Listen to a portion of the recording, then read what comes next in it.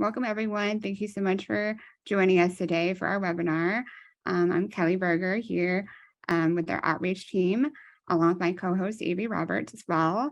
In this webinar, we sit down with disabled community writers for a casual meet the author conversation, exploring disability topics in their work.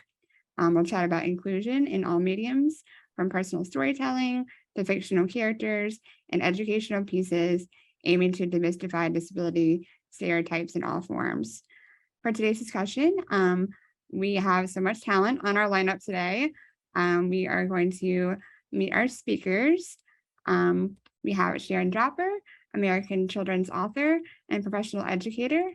We have CARLEY Moore, novelist, clinical professor of writing and critical creator production. We have ALLISON NORLIAN, co-founder, writer, journalist at VisABLE, and co-founder of BirdMine, documentary filmmaker. We have MAISHA-MARIE KOENIG, children's book author. We have EGGEN, another children's book author, and Anna Guadalupe RAKAS, children's book author, and they're all from Muscles on Wheels books. All right, so let's get started. We are going to kick it off with CARLEY Moore, talking about disability fiction. So CARLEY, let's hear from you and tell us a little bit about yourself and about your book. Hi, it's such an honor to be here. And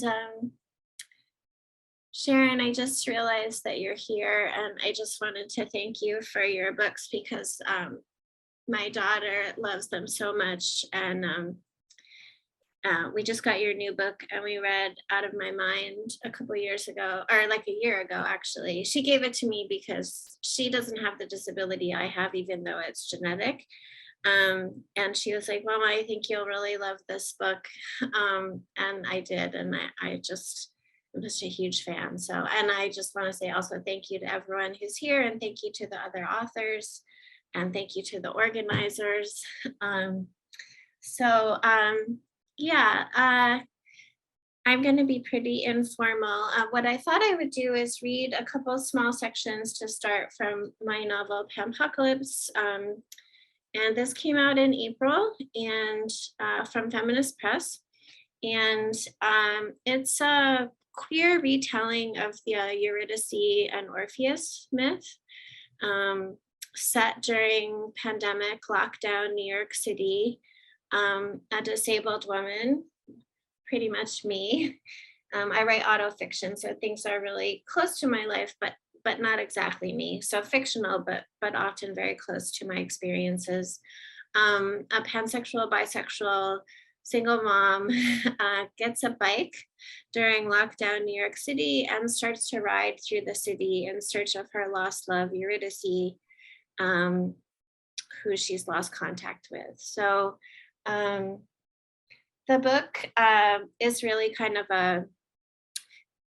there's a bunch of things I could say about it, and a bunch of things people have taught me about it in the last couple of months of it being out.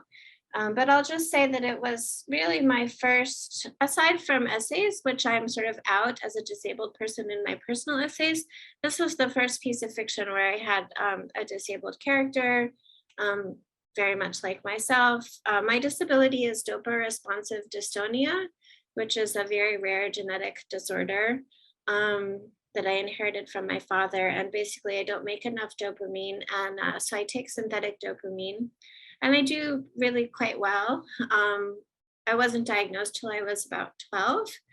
Before that, I had a really hard time, a lot of muscle pain, difficulty walking.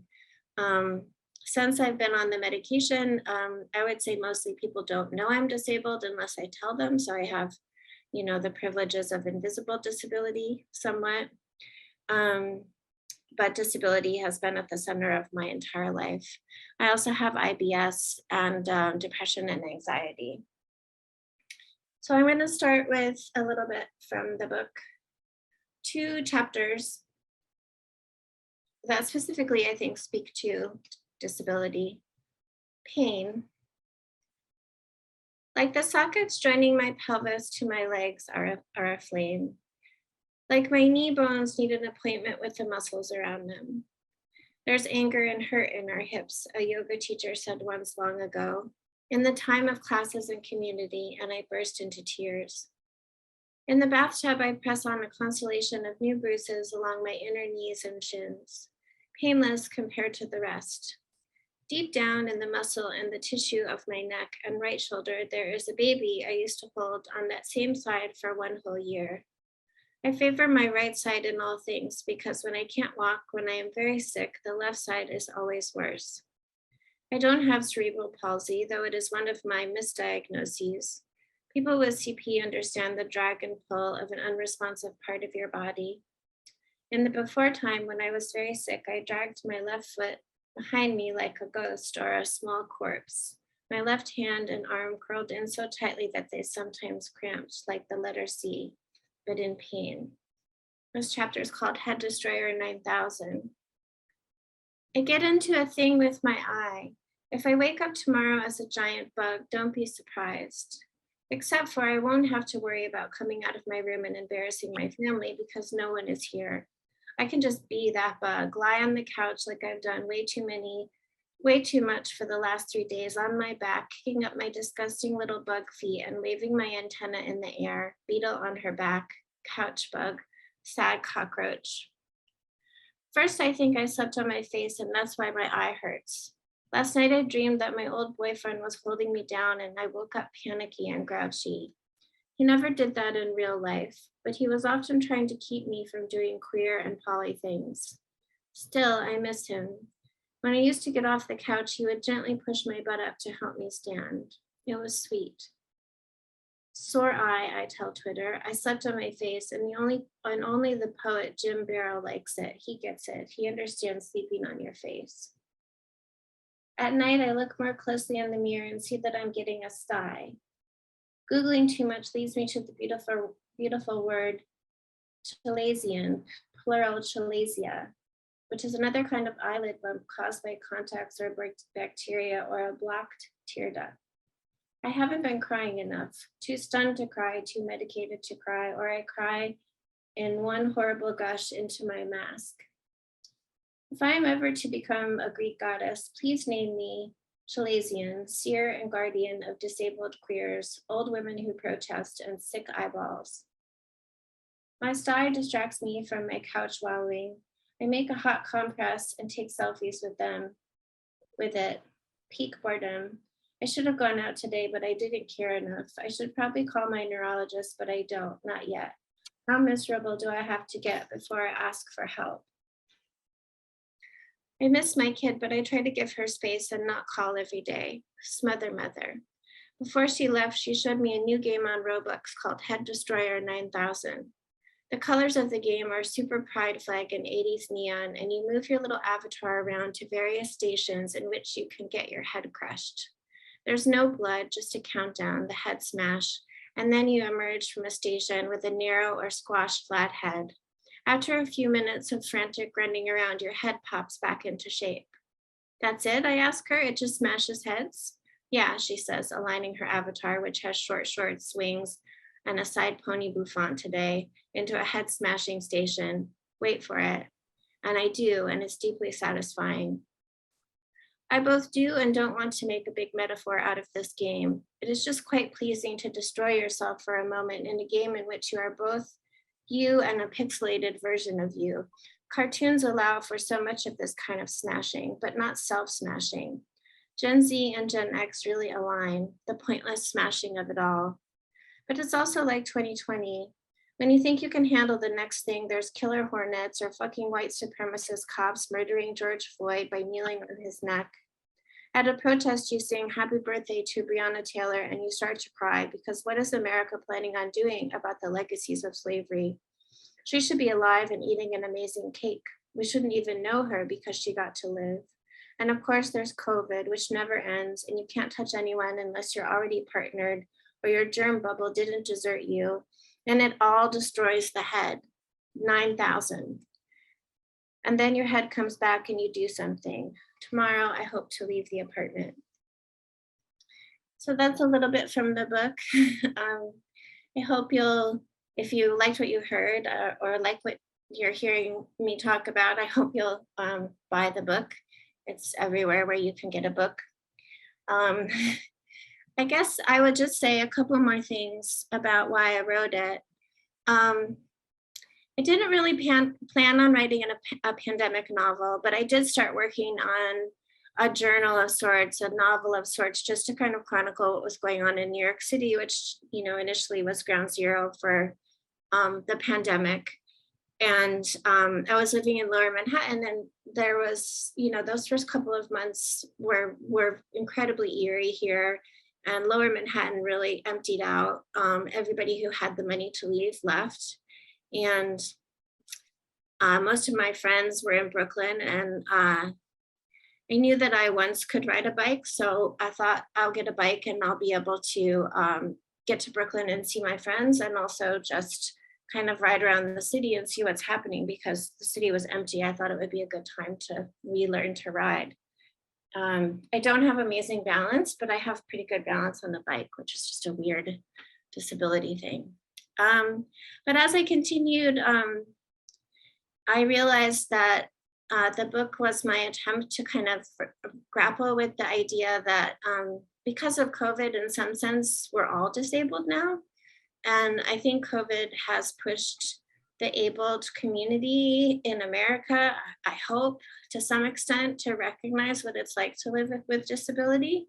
I don't think that there's any kind of magical things that have happened that have changed the lives of disabled people. In some ways, I think we've become even more isolated because of COVID. But I really wanted to have a character who was, queer, sexual, out in the world, disabled, and reflecting on what it's like to be disabled during this time. There's also a lot of really fun stuff in the book, which I didn't read to you. In the beginning of the book, she finds a flyer for a queer club that you could test into. If you test negative for COVID, you could be invited to the club, and it's modeled on this actual 1930s lesbian bar in Paris called Le Monocle. And eventually she time travels back to Le Monocle and gets to spend some time there. I never anticipated that I would do time travel, but it was really exciting to write. Okay, Carly, we just had a few more questions here, if you don't mind. Oh, sure. Yeah, so one of the themes is obviously the pandemic in your book. Would you say that that's also maybe helped spark some more writers in the disabled community to be creative and start writing? Would you say that's kind of a trend, that since we've been so isolated that we, are trying to find other outlets to express ourselves? Definitely. I mean, I hope so. And I don't have like hard data on that, but just from what I can see from social media and Instagram, and what I can see in bookstores. I mean, one of the things I think is hugely exciting is just the quantity of, and other writers here are going to speak to this, I'm sure, just the quantity of disabled characters in children's books and YA. I think is wonderful and amazing. And I think that's only growing from my experience as a reader with my own kid, and just as a reader of those genres. And I think in other marginalized spaces for writers, there's I feel like there's intersections between being a person of color and disability, and I'm seeing a lot more books at that intersection, queerness and disability. In terms of like white, predominantly white, like big five publishing, I think it's changing a little, but I'm at Feminist Press, which is a big indie, but I think this book would have had a really hard time at a big five publishing house. I could be wrong, but. And then we'd love to hear too, like, what's next for you? What are you working on currently, or what do you see next? Yeah, I mean, I'm still publicizing Pampocalypse and letting it have its own book journey, which I think is always a fun thing about publishing a book, is getting to see who reads it and who wants to invite you to speak. And this is actually a very exciting event for me, because I don't really get asked to do things that are centered around disability. So excited about that. I'm working on a new book that's called Heart of Glass. It also has a disabled character, a little bit based on me, but also quite fictional, probably more fictional than autofiction. And it's set in 1996, and it's about a young woman who gets thrown out of her apartment in New York City and takes a job with her professor as a nanny. and she ends up having an affair with his wife. Okay, awesome. We're excited to read more from you for sure in the future. So thanks for sharing, CARLEY, and we will have you back for the Q&A. So, Okay, thank you. all right, next up, you're going to talk with Sharon Dropper, talking about fictional biography novel. Sharon, if you will take it away, tell us a little bit about yourself and your connection to the disability community. I'm delighted to be here. My name is Sharon Draper, and I have I've been very, very fortunate in my life. I've done zillions of things. I was a mom first, and then I was a teacher, and I taught high school English for 90 million years. And near the end of my teaching career, and since I taught writing and I taught narrative and I taught how to write, and I had a student once that said, "Why don't you write something?" And I said, "Well, okay." And he gave me an application for a writing contest. And I didn't think much of it, but I actually entered the contest. It was just a little short story contest. And I won first prize. And I was like, oh, wow. Okay. So that was delightful. And that started me on the path of writing, which I had always been doing, but had never really done formally. So after the short story thing, I wrote my first book and I sent it in.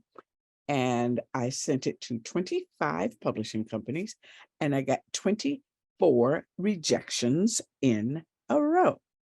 So that was kind of discouraging.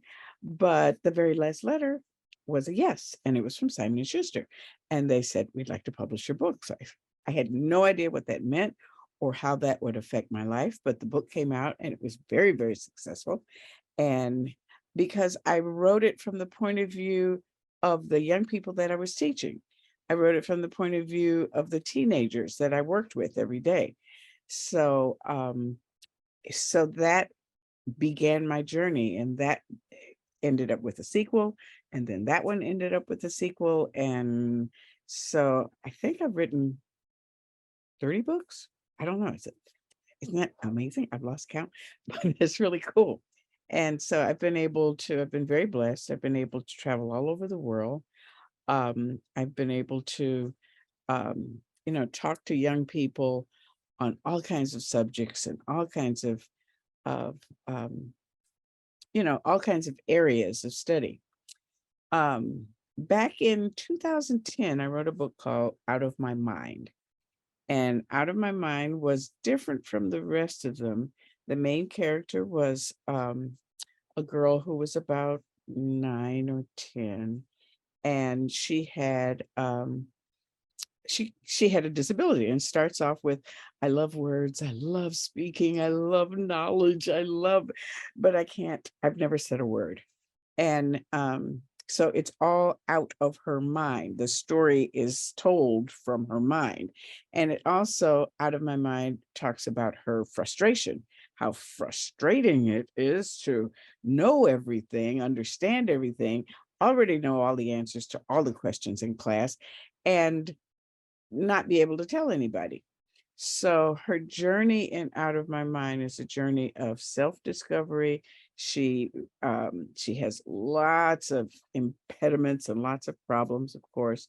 Teachers don't understand her, students don't understand her, but she finally gets somebody who understands her, someone who can feel for her, and she finally gets a talking board, one of those electronic things, because this was written way before we had laptops. And so she gets a machine that she can print out what she wants to say, and the machine would speak for her. And it changed her world, And the very first thing that she said was, she pressed the button that said, "I love you, Mom. I love you, Dad." And of course, her mom falls, breaks down in tears. So Out of My Mind was just amazingly successful. It's been translated into, I think, 22 different languages. I've been all over the world with it. So they said, "Well, would you like to write a sequel to it?" And I said, "I'm not sure what else I can possibly do to this child." So the sequel is called Out of My Heart, and it continues her journey, and it's even though it took 10 years for me to write it, it happens the very next year, because when you're writing for kids, your main character can't get too old. So she goes to, at the very beginning, she says, okay, it's summer vacation. I'm bored like all teenagers are. And I want to go to summer camp. And her mother says, you can't go to summer camp. Yeah, I want to go to summer camp. So she and her mother find a summer camp that is made specifically for kids with special needs. And I did a lot of research, went to camps, talked to people, talked to campers, talked to counselors, talked to lots and lots of people who ran these camps. And so Melody goes to camp, and for the first time, she goes to some place that she does not have the support of her mother and her father and Mrs. V, who's the lady next door, who's kind of like her main support outside of family. And she's kind of, this is my first time really going into the world. So, and also for the first time in this story, she makes friends. In my experience, kids with the kids in wheelchairs in a classroom are sometimes accepted, sometimes spoken to, sometimes the kids will involve them in a game of kickball or something, but they don't really have friends. And Melody never had a friend. And she realizes this when she goes to camp, and she finally gets a chance to make friends. So I'm going to read just a really quick section from the book where they are actually playing. She's never played. She's 11 years old and she's never played. And so they go and they go to a special campground, and they've got hoops and they've got places, and she says, and the kids come to her and say, come play. She said, I had no idea how to do this, or even if I could, but why not? So I rolled onto the court. Lulu tossed me the ball. It landed in my lap. Great shot. It felt kind of squishy like the slide.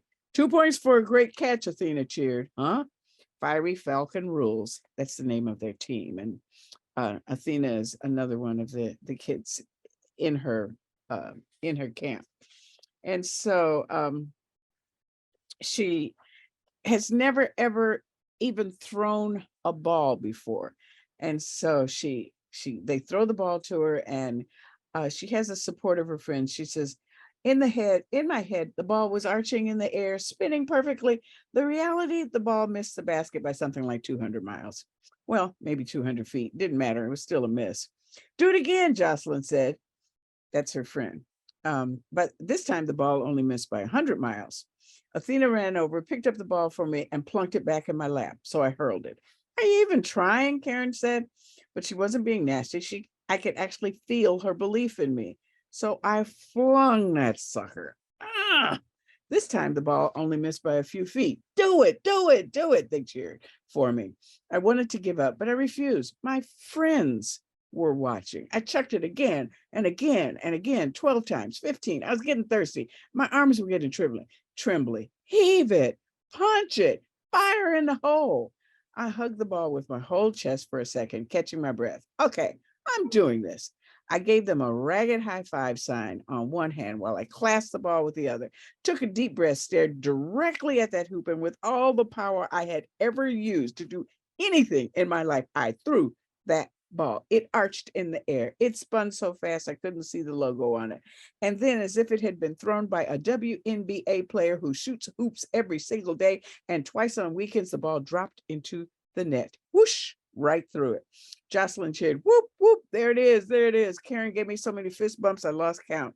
Athena shimmied around, pumping a fist in the air. The four of us grabbed hands and they shouted, don't mess with the best, don't mess with the best.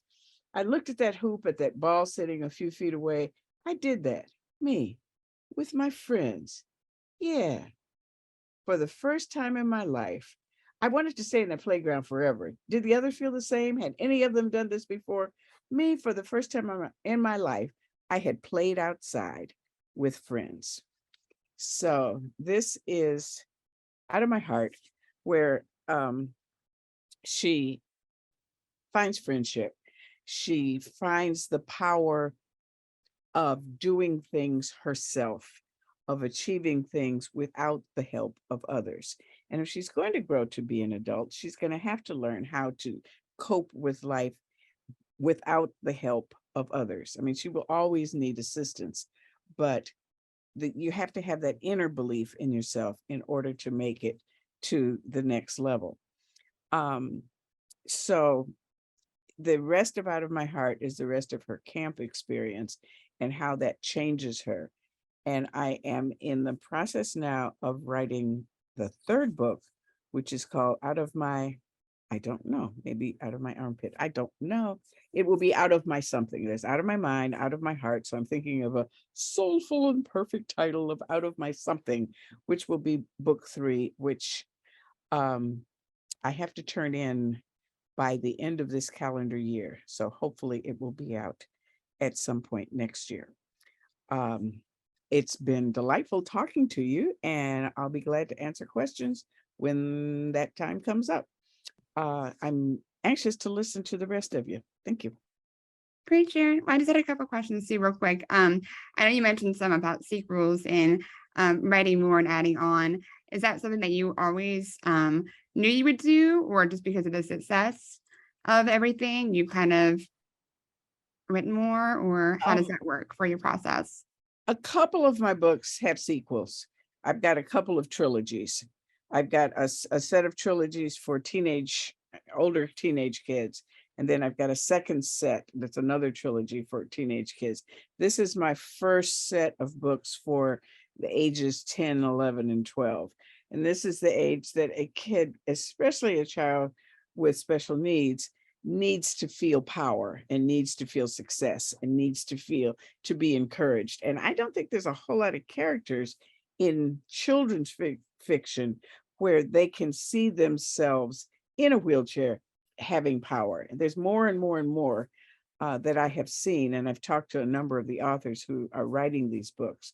So, you know, I'm just glad that I'm able to be there to support those kids so they can see themselves in fiction.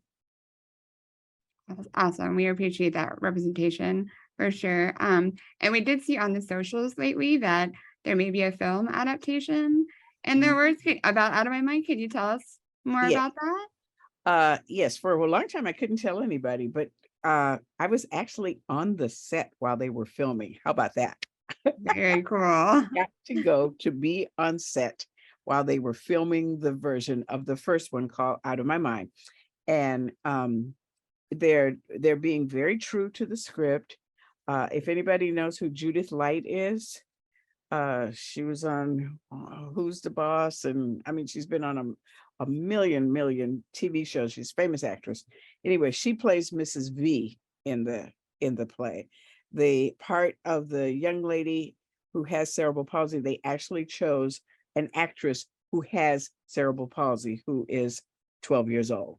So they, you know, and they made a great deal of effort to find, not because I insisted, I said, don't get a kid who's faking it and pretending to have a disability. So they found a girl who actually has cerebral palsy, and she's doing a wonderful job of playing this part. And hopefully they're going to do book 3, but I have to actually write it. So I better hurry up and do that. Oh, beautiful. When can we expect to see that film version out? I have not been given a date, but it won't be this year. Okay. I sometimes it may be near the end of next year, but I haven't been given a date. It's amazing. The author has no control over it all. I was lucky I got to show up and see the set and see how they, you know, the boom mics and how they, you know, they set the scenes and they repeat every scene like 19 times, you know, do it again, do it again, do it again. It's not like you see it on TV where we see the finished copy. I got to see them do it, you know, to work through the process. So I don't know when the film will be, but it's coming. Okay, great. We'll definitely keep a lookout for that then.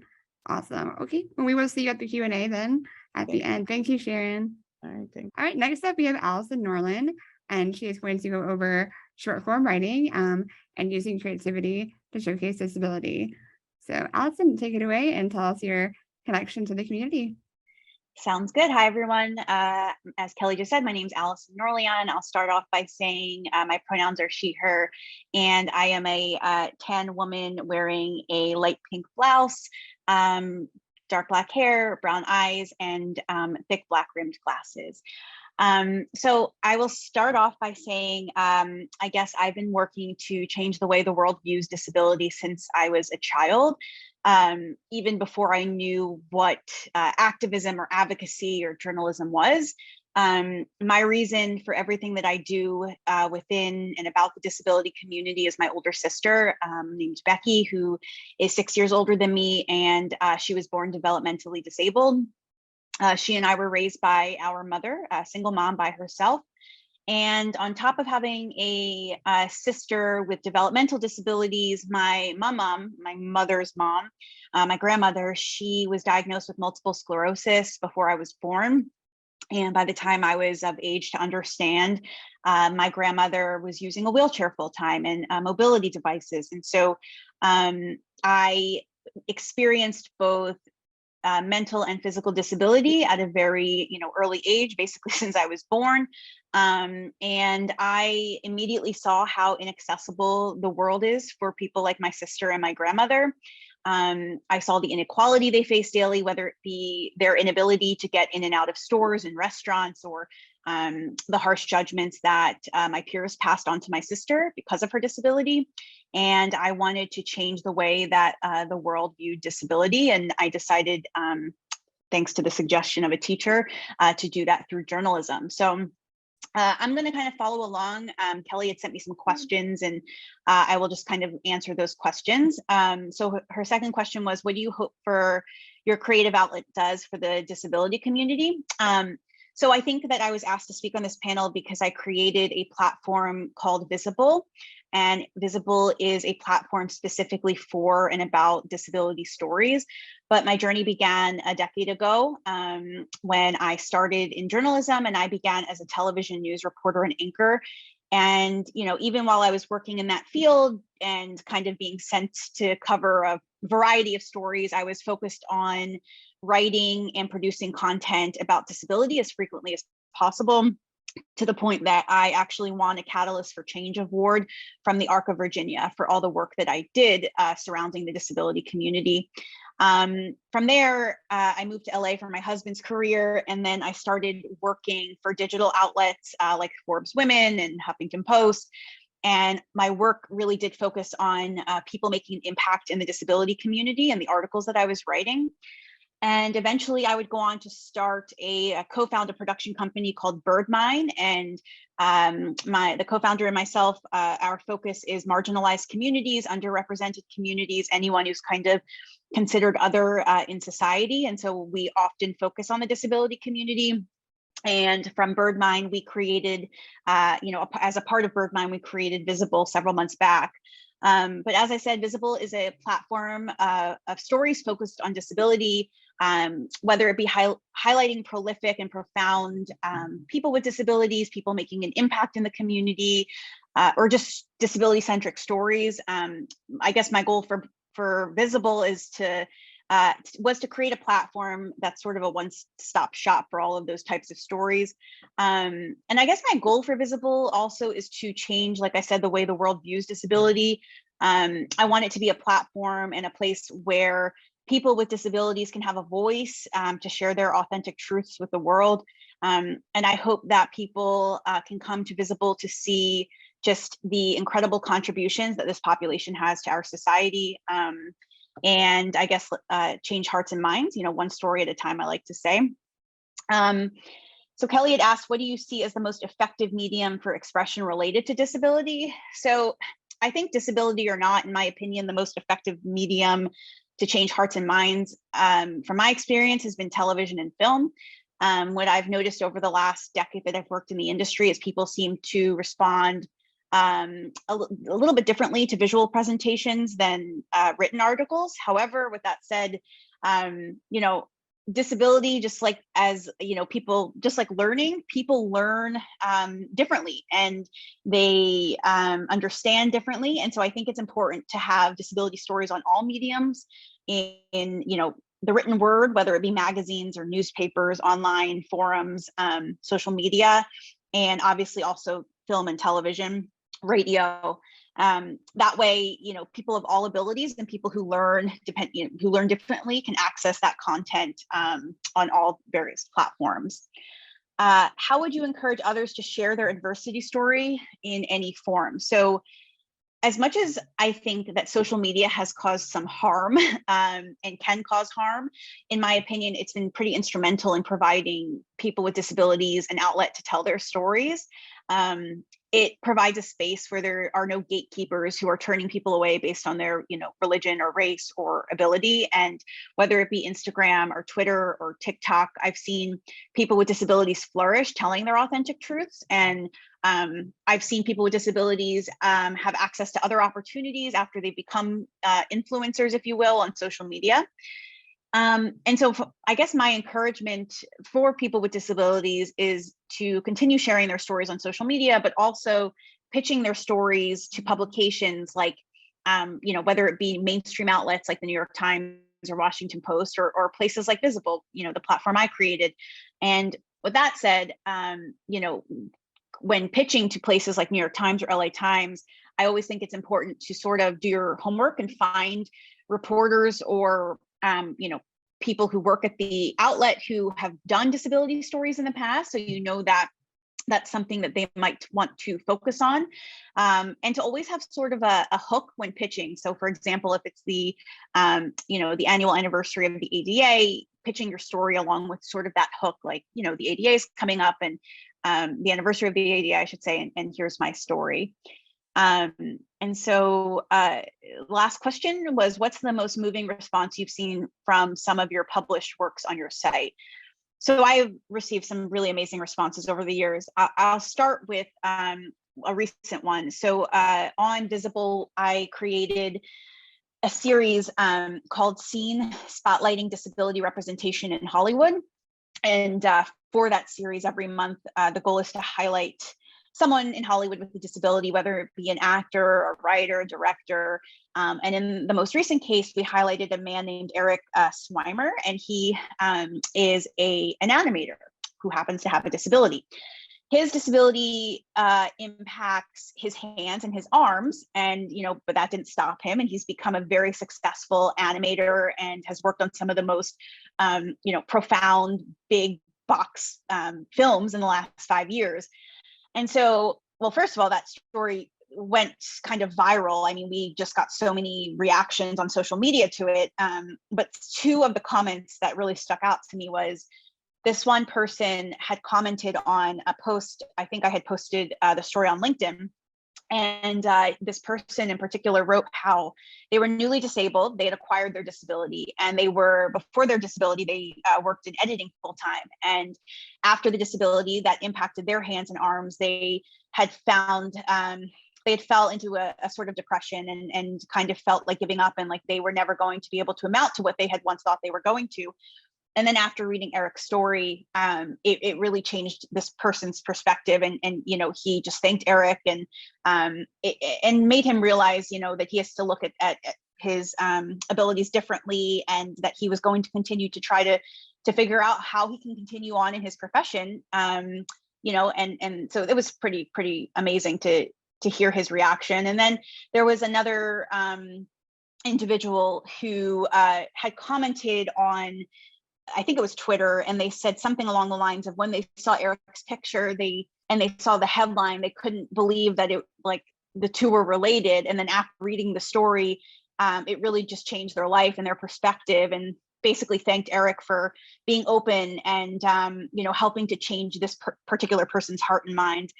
And so that was really amazing to hear. And then back when George Floyd was killed, I did a story about how Black mothers of children with disabilities experience twice the fear. Not only do they experience the fear of their child having darker skin and going out into the world, but they also experience the fear of having a child with a disability.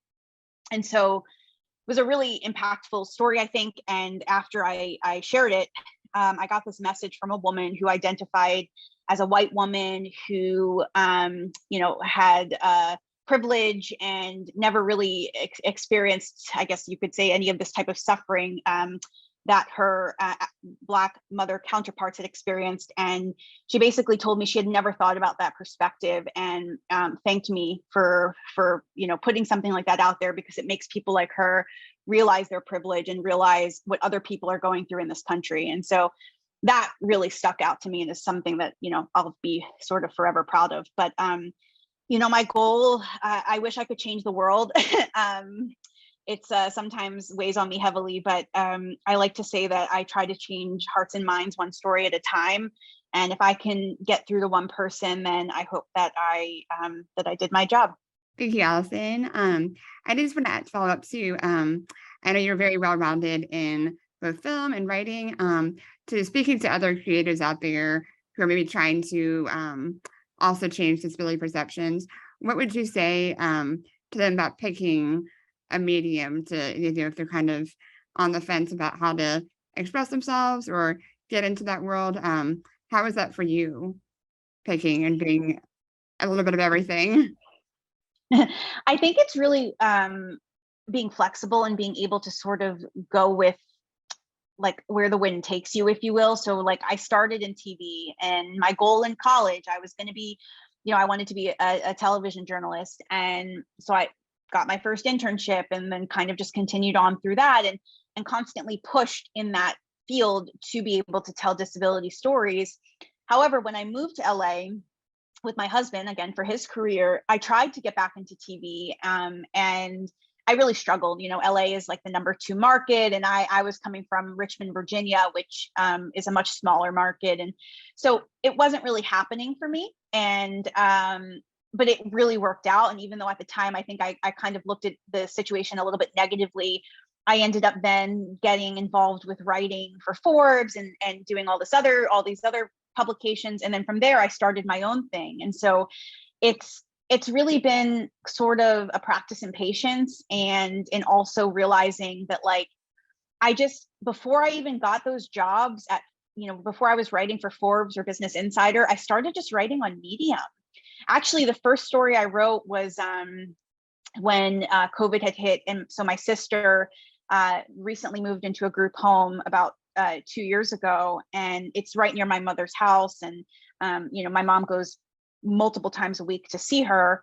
And when COVID hit, my mom couldn't visit anymore. And, you know, it was this like really challenging time in our lives, and this idea of like not being able to see my sister. And so I wrote an article about that, and that got picked up. And so that was kind of what really started it. And then I just kept kind of seeing stories that I thought were interesting, and I was just writing them on Medium and then pitching them. And then the next thing you know, I'm writing for these other publications. And then now I'm doing my own thing. And, you know, I think it's just a matter of just going after it if it's what you want. You know, I wasn't making money off of Medium. I think we should all be making money. But I just was putting my stories out there because I felt they were important. And then that led me to you know, jobs that I was finally making something for the content I was creating. And so, you know, and now I've done it, you know, I've been a writer for so long, and I just was kind of like, I think it's time to just consolidate these stories into one place. People know me for disability work. And so it's, I hope that people can, you know, they know what they're going to get when they come to VisABLE versus kind of just writing for random mediums. I hope that answered your question. No, yes, definitely. Well, thank you for sharing your story and your journey with us. We appreciate that. So, all right, next up, we are going to talk about children's books and educating. We have EGGEN, MAISHA-MARIE KOENIG, and GUADALUPE RAKAS. All right, if you guys want to take turns kind of telling us about Muscles on Wheels, your children's book. Yeah, first of all, I wanted to thank you very much for having us. So we were asked to tell a bit about how we got involved with the community, and specifically the Llama 2 subtype.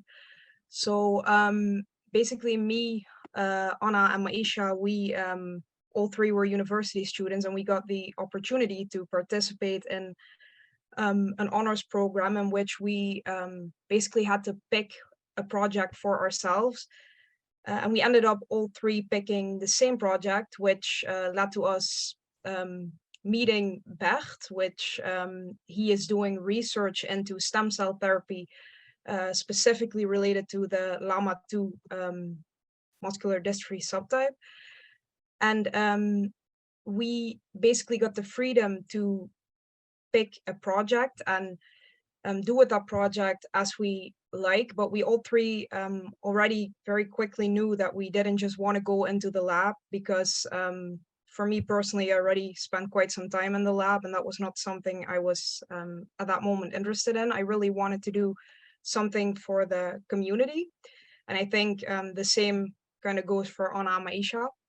So in this process, we also ended up meeting Bram Verbrugge. He is basically the founder of the patient community, well, not community, the patient organization in the Netherlands, and he did this for his daughter, Sarah. And it actually was quite heartbreaking to learn that when he first learned about the disease that she had, hardly any information was available at the time, which kind of led us to think, well, if there is so little information for adults on this specific disease, then it must be even more rare to find children's literature. And that's basically how we came up with the idea to write a children's book. And we also, in the process of this, spoke with quite a lot of parents who have children who suffer from the specific subtype LAMA2. And in that way, basically kind of got inspired by that to use their stories as the foundation for our own story.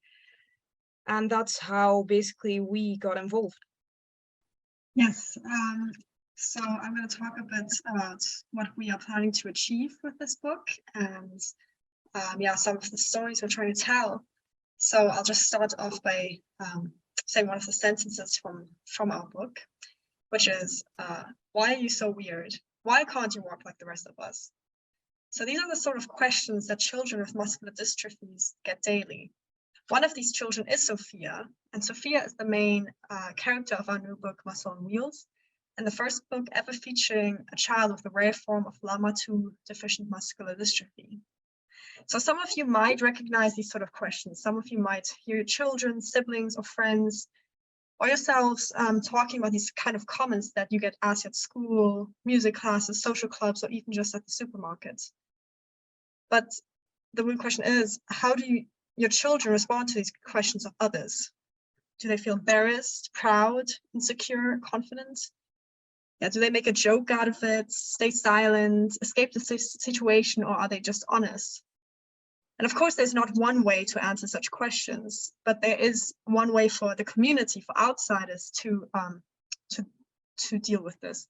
And that is what we think and what we've discovered in all our interviews and talks to patients. So acceptance, respect, and integration. And this is what our book tries to achieve by putting a young girl with muscular dystrophy into a new situation. The book shows ways how to possibly answer confrontation with such questions and demonstrates how someone who might feel so different from everyone else is in fact not different at all, and with some courage, determination, and creativity is capable of most things that children without disabilities are able to do too. So yeah, in this book, Sophia has her first day of school, and just like every other child her age. She's the same as everyone else. She's excited to start this new adventure. She loves to play hide and seek and is nervous to make new friends. There's just one difference. Sophia sits in a wheelchair. So this sentence is part of the blurb of our book. And although none of us three have a disability, I recognize this feeling very well from 16 years ago when I had my first day of school. I remember being so excited to meet new children, but at the same time hiding my shoes from my mom so I would not have to go to school. And we have to make clear to disabled children that yes, they are physically different, but their dreams, desires, and fears are the same as of all other children. Every child has their own dragon to fight. So in our book, the protagonist Sophia sits in a wheelchair and must face her first day of school full of first impressions, trying to fit in, getting confronted with questions, and participating in ordinary activities. Yeah, like Anna mentioned before, our book is based on real life experiences with children and adults who suffer of LAMA2 muscular dystrophy.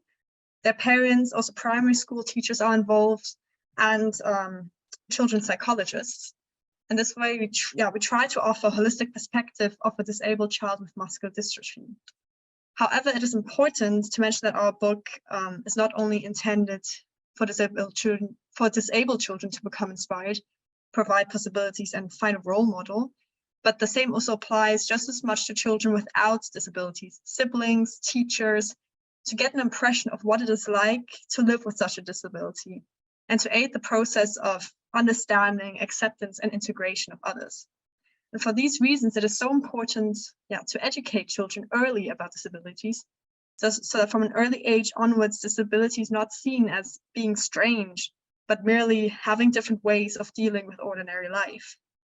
And the sooner children realize this, both disabled and non-disabled, the sooner the three aforementioned aspects of understanding, acceptance, and integration can take place.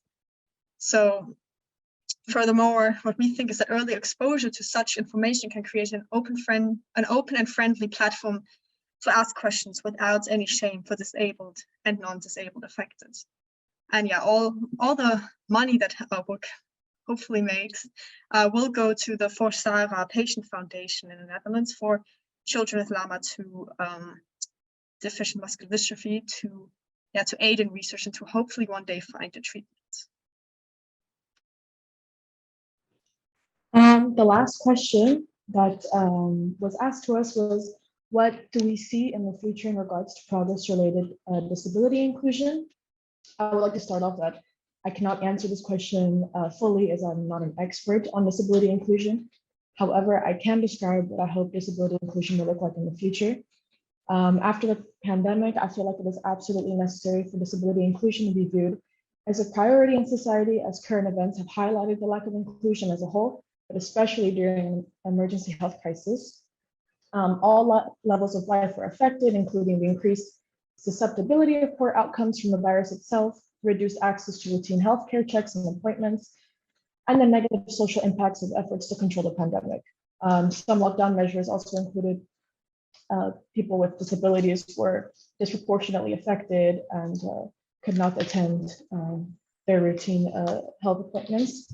So as research continues, I feel as though that strategic thinking is needed about how society, social inclusion, and public health can better reach and expand inclusivity all around the world. And of course, I would like to mention that each strategy depends on different environmental contexts. But I do have some pointers that I hope future disability inclusion will include more of. So I hope it will include more support and engagement with local, national, and international disability organizations, especially those that are led by people with disabilities. More opportunities for people with disabilities to give feedback on current or future inclusion programs, and more teaching materials that include disability issues and positive reference to people with disabilities, such as our book, Muscles on Wheels. But all in all, I do hope that disability inclusion in the future will include understanding the relationship between the way people function and how they participate in society, and make sure that everybody has the same opportunities to participate in every aspect of life to the best of their abilities and desires.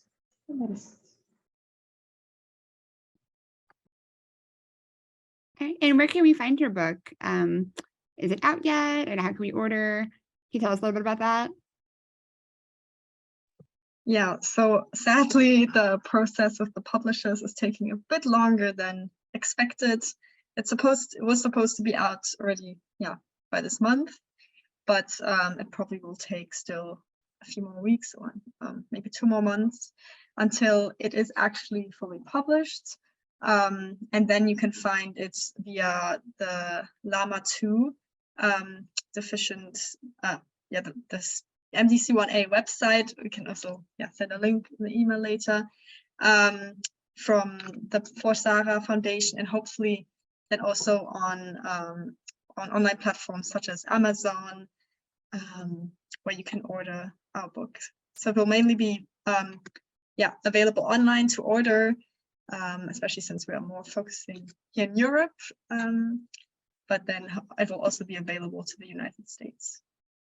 Yeah, that way. Great. Well, we're anxious to read that when it comes out for sure.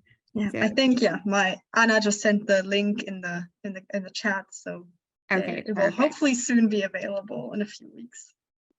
Awesome. We look forward to that. So, all right, we did just want to remind everyone about our upcoming programming that we have. We are going to kick it over to our community member, William, who's going to talk more about our upcoming writing workshop. William? Thank you, Kelly. So my name is William Griffin. I am part of the CMD community. I have a college in sixth deficiency. I am a former librarian. I now work in e-learning. I've been very lucky to be able to participate in some great writing workshops recently, and I just wanted to share my love of writing with the rest of the community. So please join us next Thursday, September 1st at 8 p.m. Eastern Time. And I'm just going to talk about personal narratives and mechanics of fiction and why it's so important finding your voice and why it's so important to write for yourself and not just for other people. And so if you can join us, that would be great. Look forward to seeing everyone. All right, thank you, William. And we also do a friendly reminder too that we have our ongoing creative contest. So definitely, hopefully you can get some writing in this week and get your submissions for the creative contest. So we're excited for both of those things. All right, now we are going to start with our Q&A. I'm going to kick it over to my co-host Avery, who's going to handle the Q&A. So definitely get your questions in the chat and the portal. And Avery, go ahead. All right. Hi, everyone. So like Kelly said, please put your questions either in the Zoom Q&A portal or the usual Zoom chat, both at the bottom of your screen. If you have any for our speakers, they'd be more than happy to answer anything. So we'll address those now. They can also be about CMD programming as well. So we'll give it a minute or two to give everyone time to type in the Q&A. Oh, it looks like we already have one. We have someone who's a huge fan of everyone.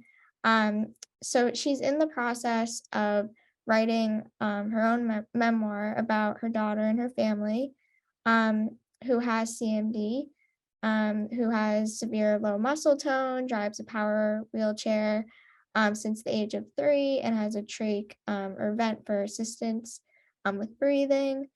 She's so proud that she just graduated college with a degree in elementary education. In the book, she's trying to show the quote unquote normal world that there is a place for disabled kids and families. And she does do this through sharing stories of how her husband and her raised Sophie to believe that she can break stereotypes and barriers and show others that despite her disability, we are all more alike than others would think. So there are stories about the shock of learning of her disability, her adventures and welcoming nurses into their home, and working through the ins and outs of New York Medicaid, accessibility horrors and beyond. So there is some humor and tears, some amazing and some difficult parts. So her question was, what's your advice on how to get a publisher interested in your story? Anyone can take this. I'll jump in. Well, Sharon, I know, shared her publication story at the beginning, which is, and Sharon, I'm paraphrasing, so I might get this wrong, but you know, you'd been a high school teacher and worked with disabled kids, and then for your whole life, and then you entered a writing contest and won, and then you also you created your first book and you submitted to 25 publishers, and the last one accepted. I think that's a really good story. My experience has been also one of just stamina and determination. I'm 50 now, and I've been writing since I was 15. I started out as a poet, I went to school, I went to graduate school, I got my MA in poetry and my PhDs in English education.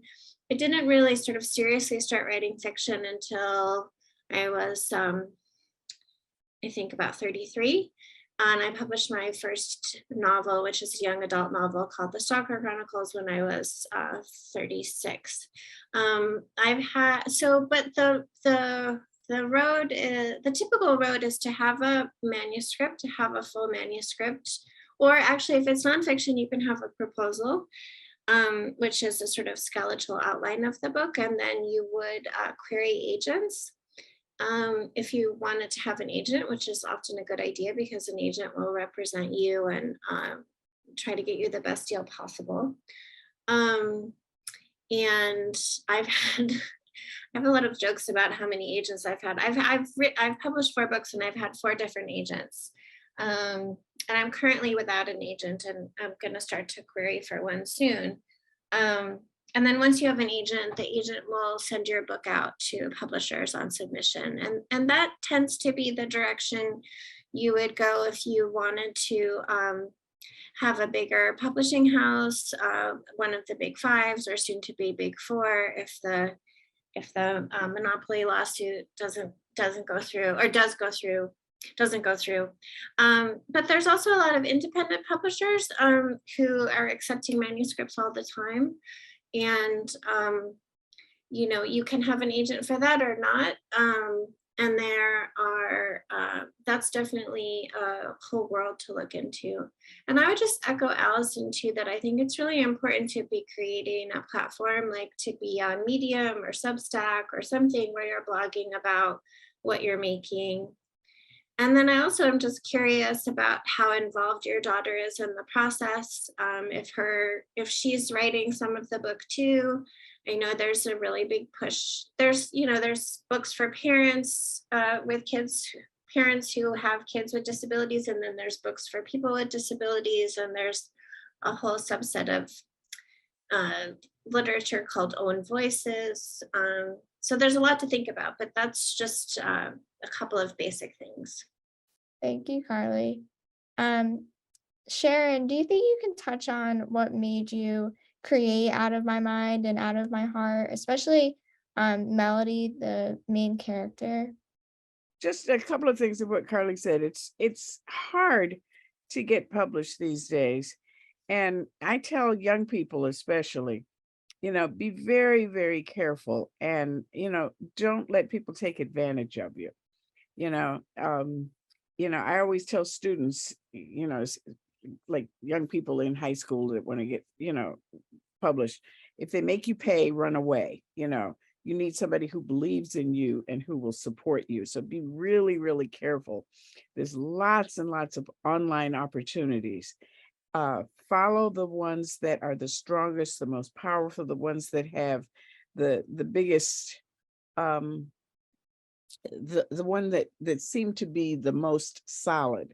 And like she was saying, that I don't want people to be taken advantage of, young writers especially, be careful, be careful, be careful.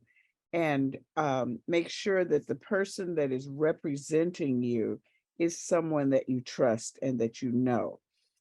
It's really, really easy to be hurt in the business.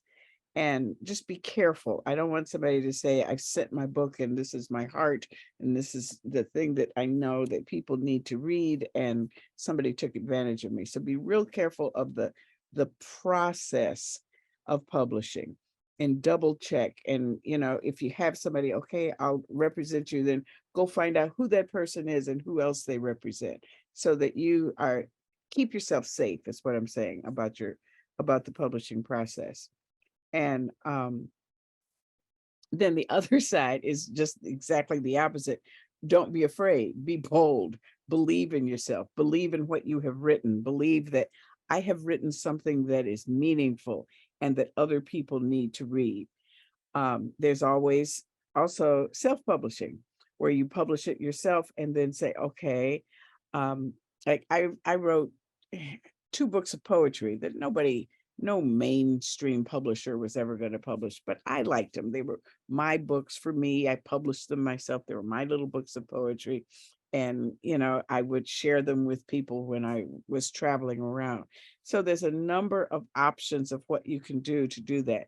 Just be careful, be wise, and double, triple check anybody that you work with to make sure that nobody is taking advantage of you. The people who, if you have something of quality to offer, there are people of quality who will take what you have written to the next level. It is not an easy path, but there is a path there, and it can happen. And reach out to other people to help you for advice. Awesome, definitely. We have another question for you in the chat. Many of your books have given representation to Black youth. Many readers have been under the impression that Melody is Black due to her vernacular and some of the character description that the books use. However, the actress for the Out of My Mind adaptation is white. They'd like to know your thoughts on this confusion, if you'd like to touch on that. Okay. I write for young people. I write for kids. I don't write for Black kids or white kids.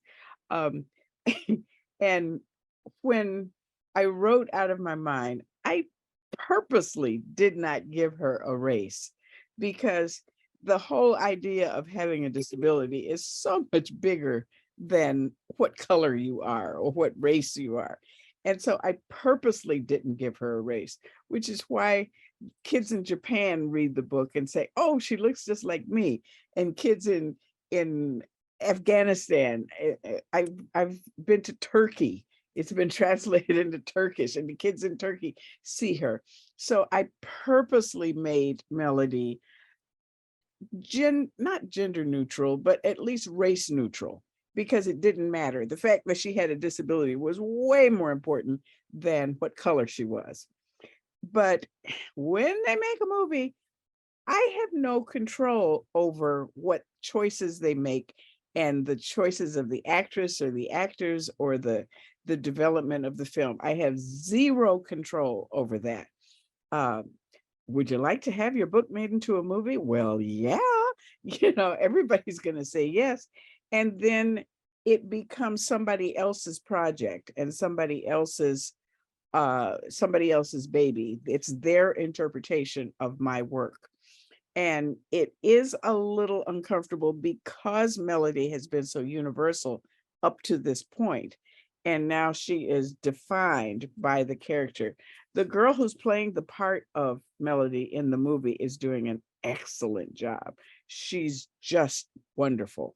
And I had no control over choosing the actress, choosing anything. I'm just thankful that they're making a movie out of my book, and there's a point at which you get and you just say, thank you. And then you have nothing else that you can say, or, you say, yes, make the movie. And then it's up to somebody else, their interpretation of your story. So it's kind of a really half and half kind of situation. You're glad, but it's not maybe what you had in your head. Now, I have other books where the characters are really, truly, honest to goodness, well-defined African Americans, but nobody has said they wanted to make those into movies yet. So that would be nice. Yeah, definitely would. All right, does anyone have any other questions? If not, we'll start to wrap it up. All right. Well, thank you so much, everyone, for joining us. We definitely loved having everyone here, and we want to make sure you save the date for our next webinar on employment with disability. That will be October 8th at 1 Eastern. And as always, if you have any questions about this webinar or any upcoming programming, you can reach us at outreach@qcmd.org. All right. And we definitely want to keep the conversation going. So feel free to follow and tag us on our socials at QCMD. And you can use the hashtag disability authors or QCMD webinar series. And yeah, we just want to say a big thank you to our talented lineup of speakers today. We appreciate you joining us, and all of our audience. Thank you so much for coming.